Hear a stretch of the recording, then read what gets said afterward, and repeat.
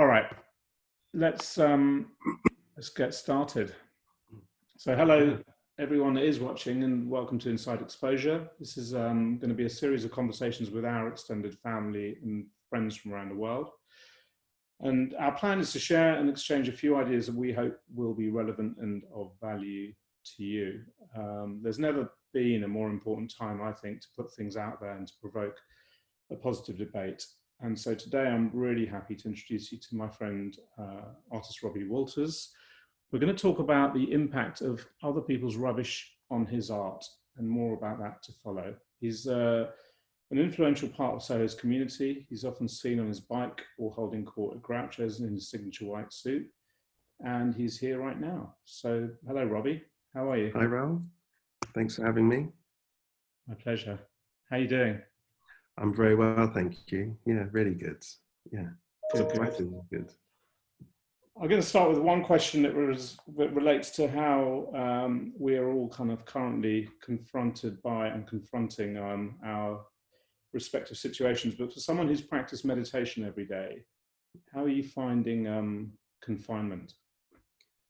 I think the first thing that you have to do is you have to adjust your mental self and physical self to unknown. So before, I think it was very difficult to see how much of a routine we were all in and how disruptive this routine has been in the past 2.5, 3 months. And adjusting to that, I think, is quite a challenge. Most of it has been very, very positive, but there has been, for me personally, a few days that's been very difficult.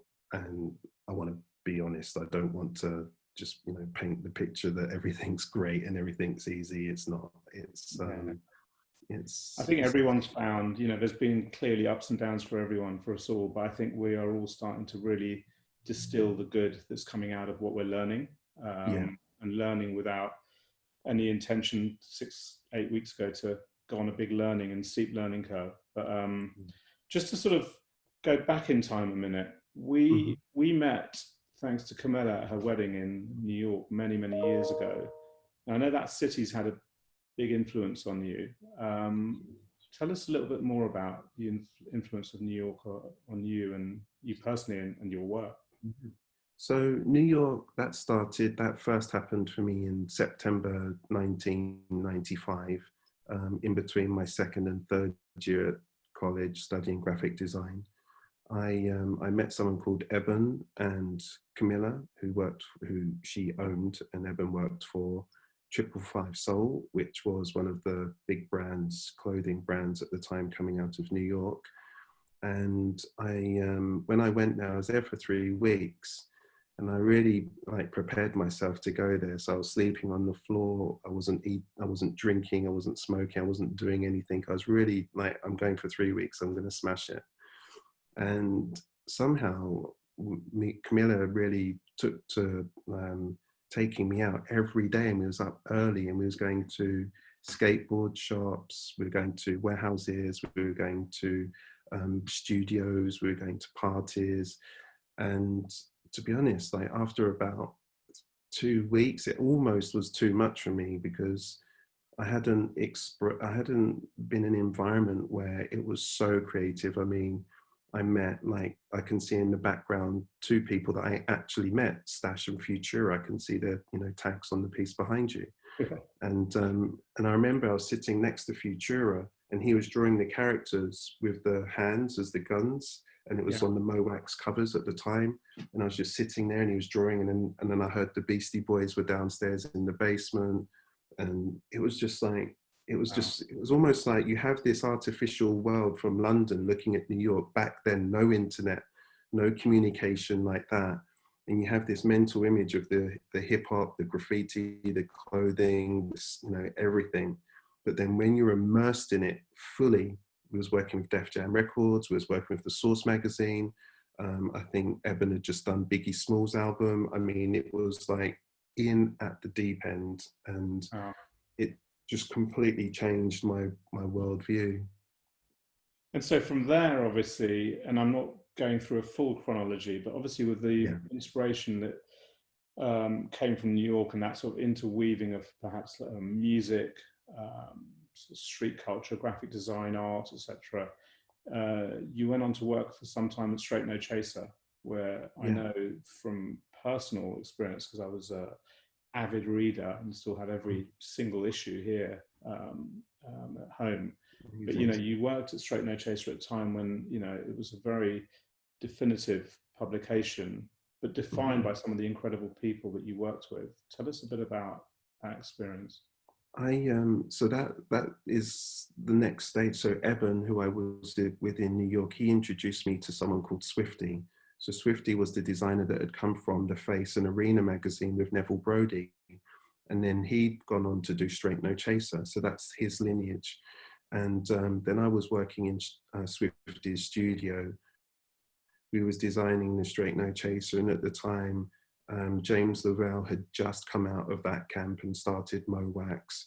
You got DJs like Giles Peterson that were all big contributors towards it, and then we created like an environment where there was Swifty, myself, Fred Deacon, who went on to do Lemon Jelly, and a design company called Airside. Then you had a graffiti artist called Mode 2, Mitchy Boy, and Cam, and we were all together. And it's like this hub, and we were kicking it, and it was a really, really creative, very, very positive time. Yeah, Amazing. yeah. And, you know, clearly I want to move into the subject matter being the art of sustainability. Let's just talk a little bit about some of the really resonant kind of visual aspects and aesthetics when one looks at your work, because clearly there's a consistency around certain motifs like lotus leaves, petals, and Mm-hmm. styles in Mm-hmm. your work, and very much collage being one of the mediums that you work in a lot. Tell me what, rather than talking about the motifs themselves, tell me and tell us a little bit about what got you started in terms of wanting to take other people's rubbish and discarded items and turn them Mm-hmm. into something so beautiful. It's difficult to pinpoint like where this came from, because when I was very young, I remember being at school. So I'm talking like teenage years, just kind of coming out of the graffiti kind of time for me. And then I was taking things, cutting them up, ripping things, taking things that were physical, like cans, like tin, and just making these collage. And I remember even recently I spoke to a friend, Andy, and he said, "Oh, Robbie, I dug out one of your pieces of art from school, and it's a collage, and you tore up magazines." And so it's like, I'm in my mid-40s now, and I was doing this when I was at school. And then I remember as I was growing up, if I would walk past a skip outside someone's house, I wouldn't be just like looking. I would be jumping in and like, rummaging through and going, what are these guys, what are they throwing away? And I'd really find interest in what people had used and discarded. I think there's a couple of things that resonated with me. One was they wanted it in the first place.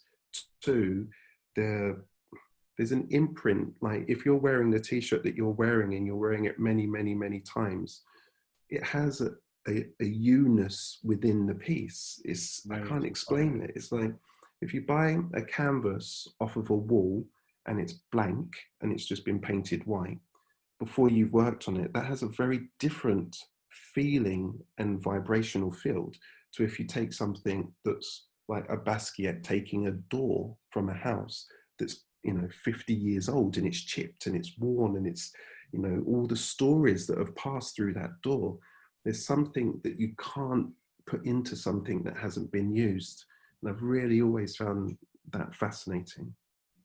It's interesting because obviously the stories that you saw in other people's sort of rubbish, I guess, Yeah, is yeah, very it's a very interesting way to look at it. It's a bit like vintage clothing or an old pair of jeans. They yeah, have lived a whole life, but absolutely. your desire was to repurpose that into something else. And of course, this was really not at all about a sort of play around sustainability. I mean, you were doing something that came naturally to you, which today Yeah, is incredibly resonant because everyone's thinking about waste and solutions for waste and recycling and using less and using more things better.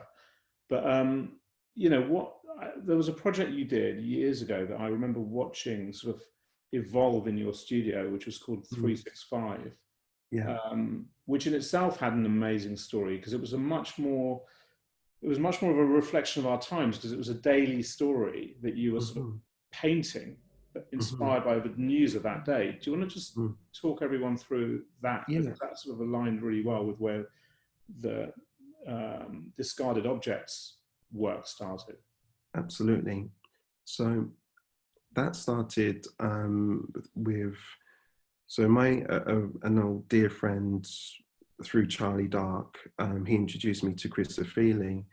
Chris Ofili, he was part of the YBAs. He won the Turner Prize, very exalted, artist, and someone that I very much look up to and saw as a mentor. And he was living in Trinidad and I was living in Canada. And I really wanted to make art. So I was asking him, what should I do? Should I go to college? Should I study? And he was like, no, just make art. I was like, and I was kind of, the student and the teacher kind of thing. I was like, no, that's not what I want to do. He said, you have to do something every day. And I was really resisting that. I didn't want to do it. And then I started doing these drawings, and they're really small, and they were getting bigger and bigger and bigger, and I couldn't see the progress. And then one day I did this 12-foot drawing, and I stood back and I was like, oh my God, this is what he was talking about. And I don't claim to come up with this phrase, but it really resonated with me, which was, accumulated small steps create big things. And then I was like, well, what can I put that into a structure? Like, I'm doing it every day, but there's no structure. I'm just doing a drawing every day. So then 2011, January 1st, I did a drawing every day on a discarded object. So like you mentioned, Groucho, I'd be walking home down Wardour Street and, Dean Street, find something on the floor. My friend would be like, why are you picking that up? That's rubbish. I'm like, oh, don't worry. I'm just doing something. I'd go home and do a painting on it. And then I'd look up a news headline from that day. And even that came from another friend.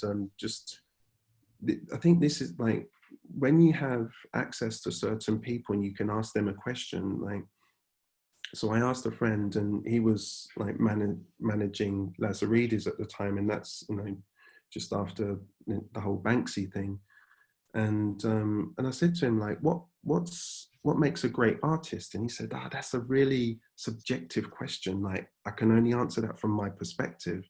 I said, well, what is that? And he said, well, great art normally is something that everyone can agree, that's amazing. Or it's something that's shocking and it stays in your head, or it's something relevant to this piece, to this time. And I was like, well, I don't want to do something and say I'm great, and I don't want to do something that's shocking. That's not my nature. So I was like, well, what can I do that's a bookmark in time? Yeah. So then I named every piece a news headline from that day. And after like the first year, when I went back and looked on that project and I started typing in the Tottenham riots, the royal wedding, the tsunami hitting Japan, you've got Gaddafi, Bin Laden. I'm only talking about 2011. You've got the warm up for the Olympic Games for 2012, changing all the roads, the parking ticket. Like, I mean, because I've been tracking the news, it's like I've got a different perspective on news. And then you start to see these circular motions where the FIFA was, the bosses in FIFA were doing something, and then 4 years later the same story comes back up, and it's like, wow, but you think it's a new story, but then you go back and it's like, hold on a minute. How many years did you do this, Robbie? How many years? I'm 9 years into the project. You still do it every day? So I've really, so as you evolve when you do these things, like the practice of a daily practice, I'm not talking meditation. I've been doing my meditation every day for 20 years. So I already have my own daily practice, yeah. But this is an art project. So then I was thinking of coming from the waste perspective. And then I was thinking, to keep this project going, I have to be engaged in it. Otherwise the project's not going to work.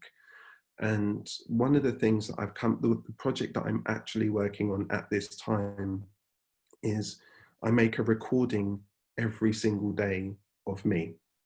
and it started 2-3 minutes. It's now up to 6 minutes every day. And now my kids are like, we're making the film, we're making the film. And then we look back on it. And what I'm realizing is a memory can also be waste. Like, we're recording this now, but if we weren't, we would have our own perspective on this moment. We might not ever remember it, maybe, but we're capturing it. So there's no waste, there's no leakage. So the thing is when people start talking about sustainability, recycling, repurposing, upscaling, when they're using all of these buzzwords, I'm like, well, that's in my DNA. So my conversation is going to come from a different place to, we need to just make this cotton from a sustainable source. I'm like, but how the people that are making that, how they're eating, what's the seed that they're, it comes from a different place. So when I'm talking about sustainability, like, I think a thought can be waste or discarded. I think the movement of one's arm can be wasteful. If you talk to someone that practices Aikido and you talk about the movement of the body or the posture or how you're sitting and breathing, they'll be saying you're not using your chi or your energy properly. That's also waste, because you're taking life at the end of your life off because you're not practicing this now. And that's where I'm coming from. It's a way of life. It's not just let's make a little bit of money or a quick box to tick. It's not that. It's much, much deeper than that, but it resonates with people on a much more holistic level because it's just present. But you've managed to sort of find an application of your spirituality, perhaps, Yeah. and your very Zen-like character. For those that know you, people will know what I mean by that. And turn it into something, an object that other people can then appreciate through art, for example. But you also, and I only discovered this, and I say recently in the last sort of 5 or 6 years about you, but I discovered you also had a very deep obsession, is the right word, I think, around cars. Yeah. So yeah. When you put all of this together, it leads us to the current role. And I know you've got a lot of other projects on the go at the moment, but you are today the artist in residence for Aston Martin, which, with everything you've just said, is an interesting mark to have chosen you, given what, for the outsider, they stand for versus what one would think you're all about, given what you just said. But does that, do you wake up in the morning and pinch yourself and go, how did I get here? I mean, I remember talking to you before it happened and saying that it might happen. And I was very excited about the prospect of working with, I like to say, a quintessential British brand. Aston Martin stands for so many different things. British culture. It's not just an aesthetically beautifully looking car to me. I mean, other people have got their own opinions, but I think that working with a brand that I'd have been excited to even see a car when I was young, not alone to sit in it or to go to the factory or to meet the designer or to see what's coming in 2, 3, 4 years time.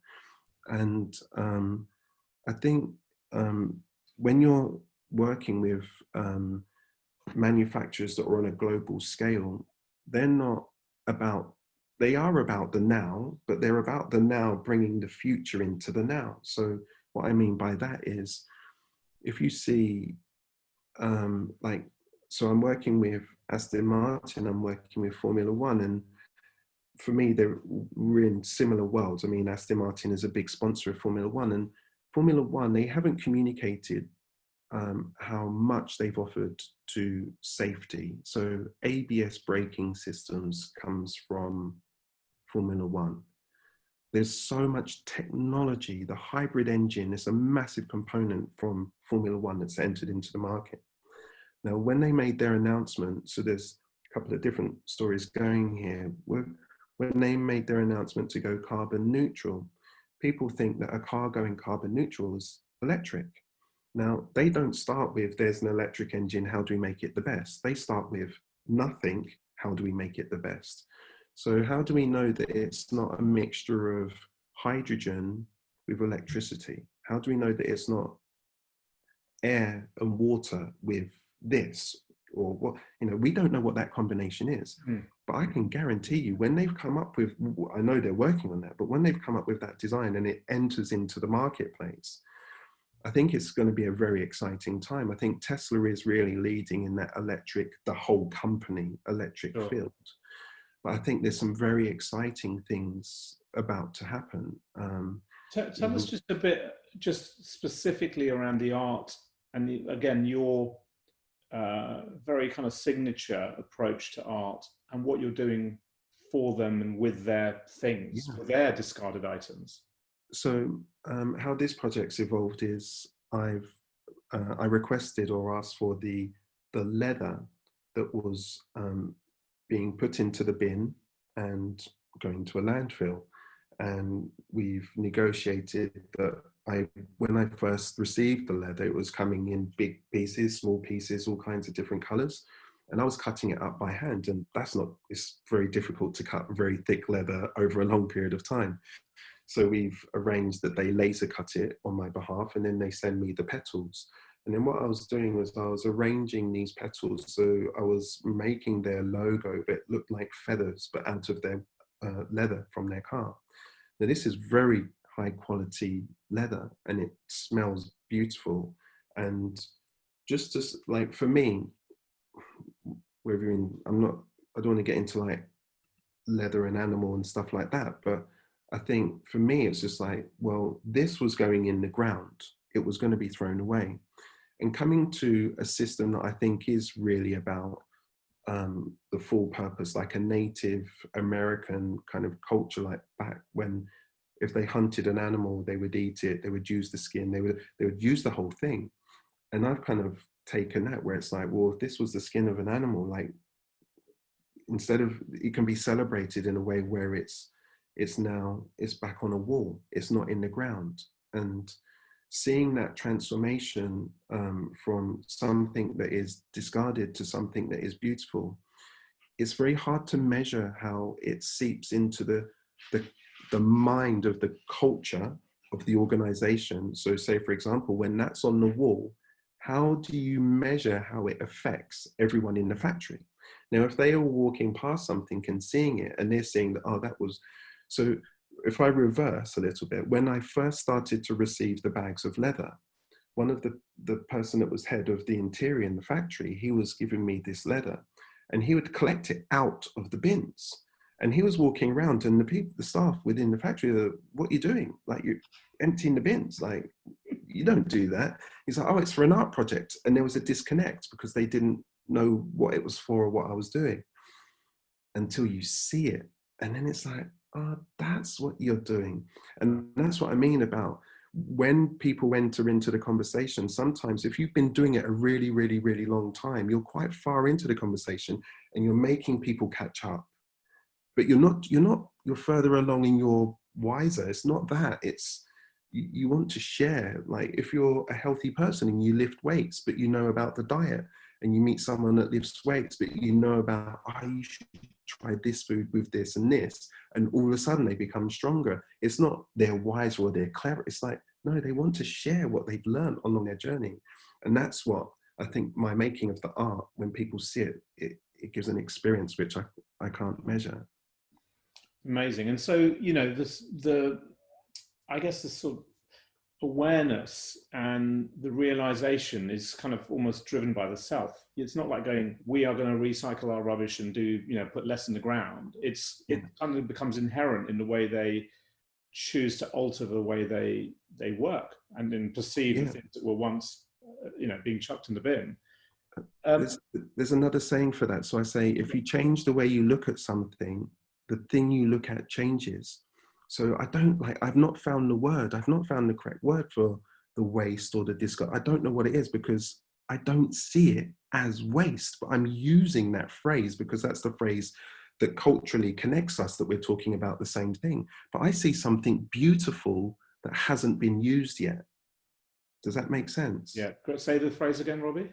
If you change the way you look at something, the thing you look at changes. Yeah, amazing. So someone will see a bag of rubbish, but I cannot see a bag of rubbish. I'm just like, oh my God, that's amazing. Can I use that? And they're like, why do you want that? Because we're seeing two different things.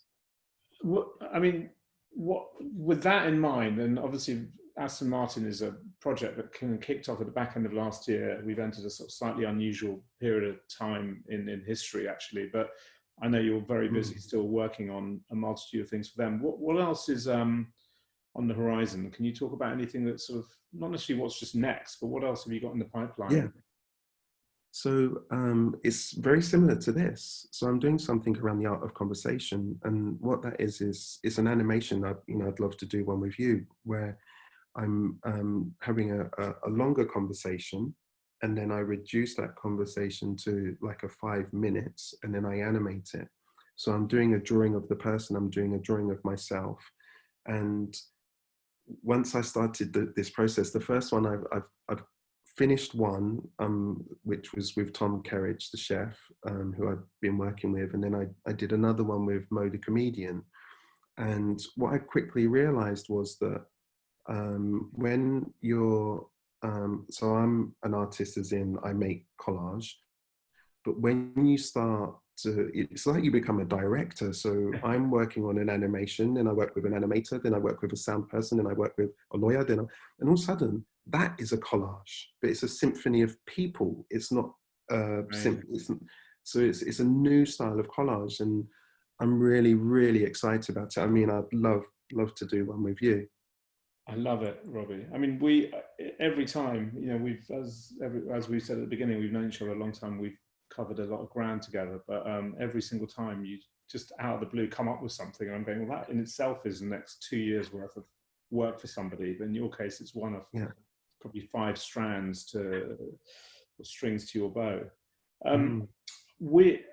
Unless there's anything else, I think you've covered lots, and I had initially thought we might do Q&A, but what I'd like to do is if anyone has questions or they want to talk to you about 365, because that project sounds like it just needs to be published, actually. A history of almost a decade of the world as seen every single day through your eyes. Or if anyone just wants to get in touch and chat with you, you can find all of us, Robbie at Robi Walters, the Exposure team at Exposure London, myself at Raoul's.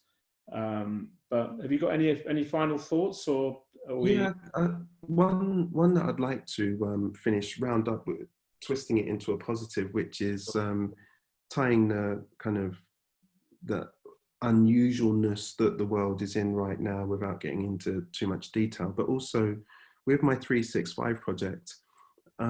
If I was to leave anyone on this on a note, something positive, I'd say there is something that all of us, I remember even talking to you about running. We went through a whole running thing with you at some point where you was wanting to run. But I was thinking that if there's something that someone wants to do a tiny, tiny, tiny, tiny little bit every day. So I mean, literally, if you wanted to run, do your street. Don't try and run around the whole of London. Just do a tiny, tiny little bit, but do it often. But to anything, if you want to learn how to cook, like just cook an egg and then move on. You don't have to do a Michelin star meal to begin with. But that advice, like the daily practice that Chris gave me, I cannot tell you how important that is and that could be, for your mental well-being, it could be for your physical health, it could be for your business or your finance, cleaning up your finance, whatever it is, just a tiny little bit, even if it's your savings or chipping away a debt, whatever it is, a little bit every day.